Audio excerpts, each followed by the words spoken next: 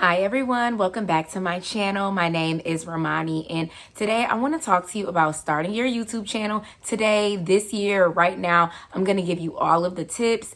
I have been a content creator for the past 8 to 10 years. I just hit my 10-year mark on YouTube. I haven't been as consistent as I should, but this year I am being consistent. Nonetheless, I know all the ins, all the outs, all the tips, so I'm going to give you all of that. Make sure you grab a notebook so you can write all of this stuff down so that you can start and grow your YouTube channel right now. If you've been subscribed to my channel, you know I don't like to waste time. We're getting right into the video. The first thing that I want you to do is write down 4 to 5 passions. Whenever I talk to a person who wants to start being a content creator or they want to start doing YouTube, they automatically want to do one thing. They want to niche down. That can be good, but when you're just starting out, you don't know what your people like yet. I say do 4 to 5 passions because a passion is something that you really know about. And people come to YouTube either for knowledge or because they like you, or they come for both. So if you have a passion,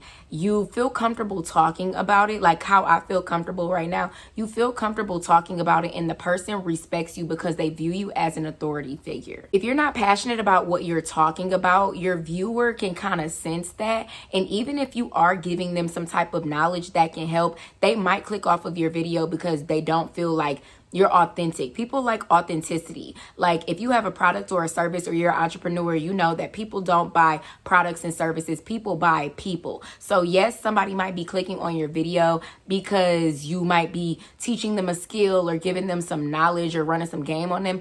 But if you don't seem like you care about what you're talking about, they're probably going to click off because you have to realize there are so many people on YouTube. You have to stand out, and I want you to stand out with your passions because you're going to know what you're talking about. And talking about your passions just really gives you an opportunity to be yourself. A lot of times on this app, I see people trying to be people that they're not.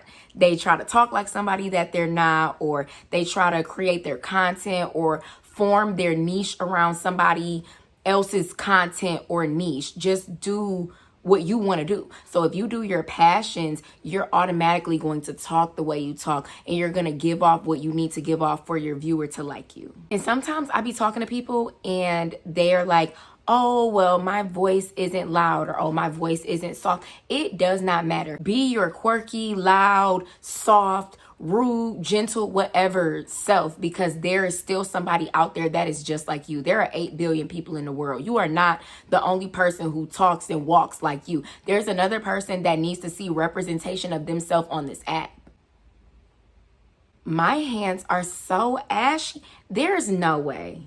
I'm gonna put my hand down. I'll talk with this hand. But yeah, 4 to 5 passions. Be yourself. And I say 4 to 5 passions because that gives you a wide range of topics so that you're not just honing in on 2 things or maybe 3 things. Because I know that when I used to do that, I felt very boxed in, and even on other platforms, like sometimes I feel boxed in because I've put myself in this certain category, and you get scared to kind of branch off because we've seen content creators try to branch off into something else and their audience doesn't feel the best about it, because at the end of the day, people do like consistency and they like repetition because it makes people feel safe. Like as a human, you feel safe when you know what somebody's going to do. We like predictability. And so if you start unpredictable, then it's okay for you to branch off into things. But if you start doing the same thing, if you want to do hair and one day you want to branch off into cooking, people might not be so acceptable. So you really want to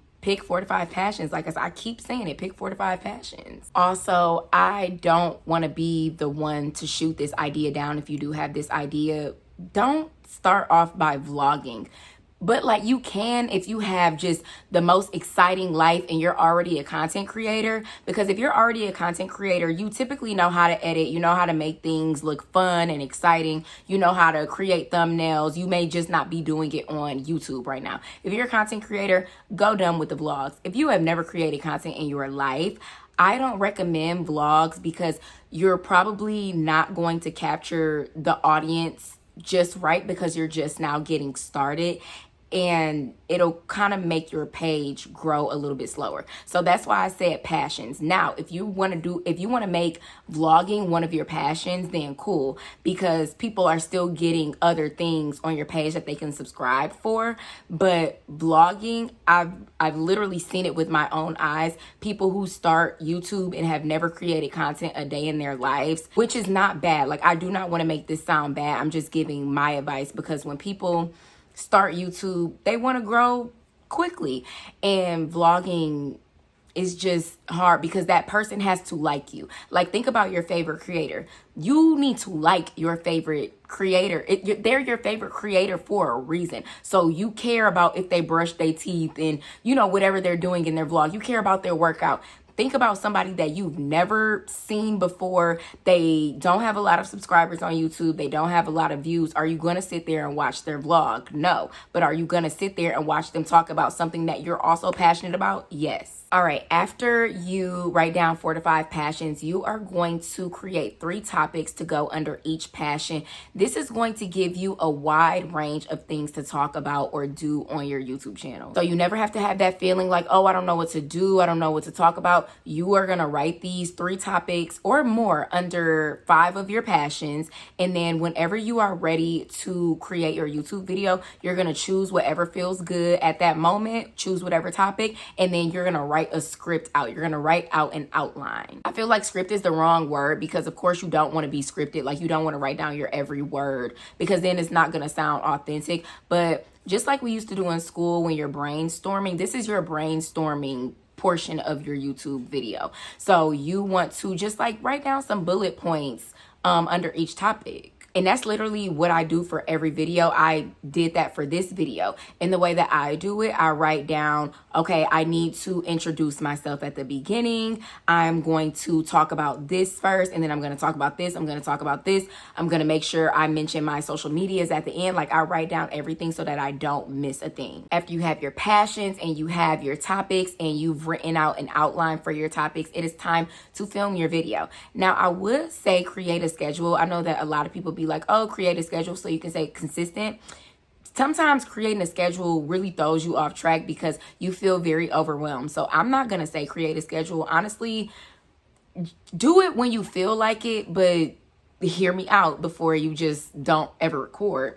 Do it when you feel like it, but give yourself a certain number of videos that you have to record each month. So maybe you say, I'm going to record 4 videos each month. You might do 2 in one week, 2 in another week, and be done. You might do 1 every week. Just give yourself a certain amount. So sometimes I'm like, okay, Romani, you have to at least do 4 or 5 YouTube or 6 YouTube videos a month.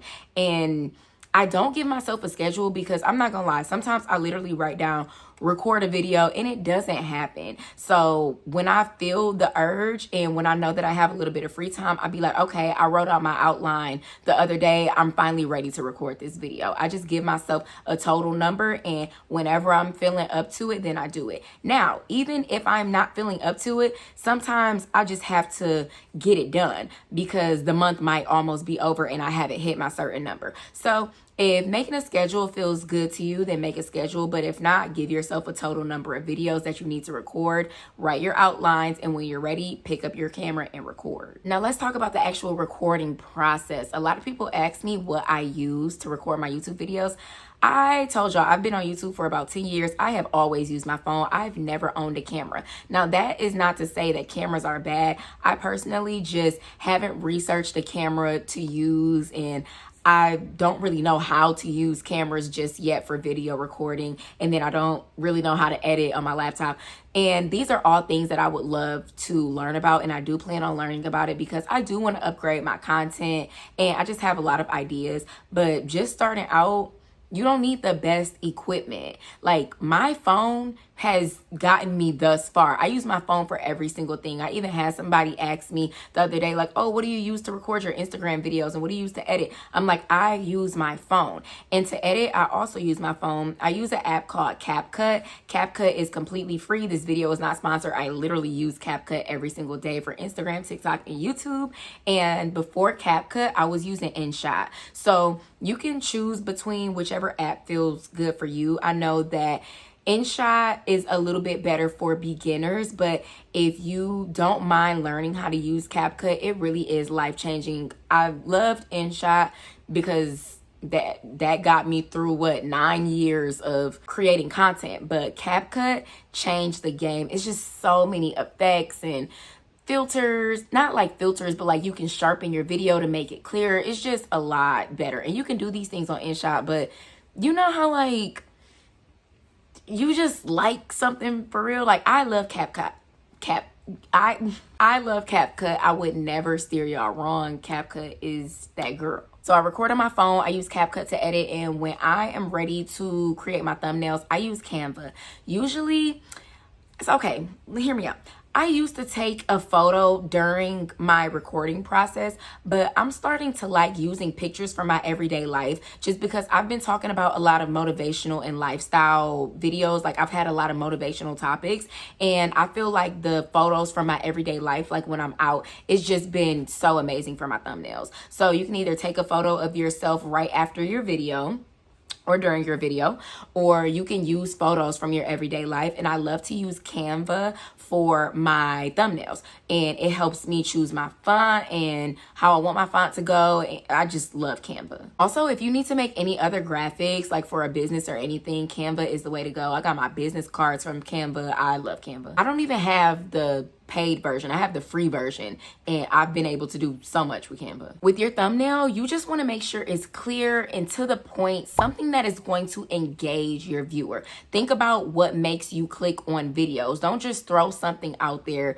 just because you think it looks cool. Think, would you watch it? Like, honestly, would you watch it, or would you be like, nah, I'm gonna go to the next video? If you wouldn't watch your video based on the thumbnail, you need to change your thumbnail. And I know that probably sounds harsh, but I just like to be straightforward. If you wouldn't watch it, don't put it out there. All right, once you've brainstormed, you wrote your outline, you recorded, you got your thumbnail, you did all the editing, all that good stuff, it is time for you to post. Now, when you post, there's gonna be a box for you to place a description in.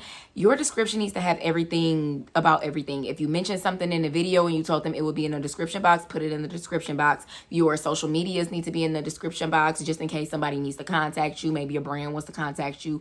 Or you can also have your email just in case a brand wants to contact you. If you have a business or anything that you want to promote, you can put it in the description box. I put everything, I mean, not everything, but I put a good amount of things in the description box. Like if you have an Amazon storefront, anything that you want your viewers to know about, you put that in the description box. Once you're done with the description, there's gonna be a section that says tags. You can use 500 characters in your tags. Your tags are going to be short phrases that would lead somebody to your video. So for this video, I might put how to grow on YouTube, Black girl, because you know, Black girls don't pop up when you don't put Black girl on it. But how to use YouTube, Black girl, how to grow my YouTube channel. Like you would just put things that would probably lead your viewer to see this video if they typed in that phrase. You only get 500 characters, so just make sure you're intentional about everything that you're putting in that tags box. And my last thing is just be consistent. I know that I told you that you don't have to have a schedule, but even if you don't have a schedule, be consistent. Remember that things take time to grow. They take time and they take effort. Don't just post one video and be like, oh, okay, the subscribers are supposed to come in. No, you have to do things over and over and over. I know y'all remember Big Sean said it took 10 years for me to become an overnight success. This might take time. You might not get the subscribers that you want in a day, in a year. I just told y'all I've been on YouTube for 10 years, not consistently, but I have 183 YouTube videos, and I won't even say only because I love my subscribers, but I have 1,300 subscribers in 10 years. You do the math. And so you might not get to 100,000 in a day in 10 years and 15. Like, you just got to keep pushing with anything that you want to do. You got to keep pushing. You just have to do it and enjoy the journey. Don't think about the end result. Enjoy what you need to do every single day in order to get there. And what you need to be doing is creating content, putting it out, promoting yourself. Don't be scared to do it. You might feel a little bit of fear, but let it go and remember who you want to be and where you want to be. I really enjoyed making this video. It just came to me today. Like, you need to tell people how to create a YouTube channel because I talk to too many people and they're like, oh, I want to do this, but I'm scared and I don't know. Okay, well, now you know. You know exactly what to do to get exactly where you want to be. Make sure you follow me on Instagram at XO_Romani, and make sure you follow my business at Glow with Ro Fitness. Everything is going to be in the description box below, and I will see you in my next video.